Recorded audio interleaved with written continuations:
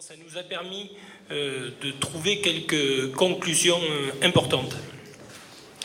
D'abord, essayer de supporter et d'aider des projets qui soutiennent le patrimoine et les ressources culturelles et naturelles que nous avons, et essayer d'innover pour arriver à mettre en place de nouveaux produits, de nouveaux services, avec des itinéraires à la fois sur terre, mais aussi au niveau nautique et au niveau des croisières, et finalement d'arriver à créer de nouveaux attraits au niveau de nos ports. Un travail bien sûr de connectivité. Alors quand on parle de connectivité, on peut parler de connectivité aérienne pour faire venir de nouveaux marchés lointains, mais aussi la mobilité pour arriver à découvrir l'intérieur des pays et des territoires.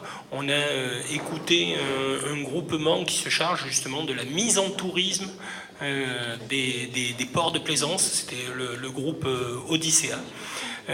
Bien sûr, la thématique de la sécurité et des infrastructures, avec une nécessité d'investir de façon importante. Des questions ont été posées justement pour savoir quel type d'investissement, puisque ce sont des investissements lourds, avec à la fois une nécessité de former à l'ensemble des métiers du nautisme, de la croisière et du tourisme dans l'ensemble. Alors bien sûr, essayer de façon permanente de s'adapter aux nouvelles demandes du secteur, aux nouvelles demandes et aux nouvelles attentes. Donc je l'ai dit, par les formations, mais aussi par les produits. Donc on a eu un début de réflexion. C'est vrai que le temps a été très court, mais un début de réflexion sur la nouvelle économie collaborative, partage, location. Donc il y a tout un travail à faire dans ce domaine, dans le nautisme. Être à la fois dans un cadre réglementaire pour encadrer l'activité. Et on a insisté sur la partie du durable, parce que finalement on parle souvent de tourisme durable et d'activité maritime durable, sans vraiment rentrer dans le détail de ce que ça représente, et c'est important de le faire, avec tous les mécanismes de financement pour cette activité verte qui est en train de se mettre en place.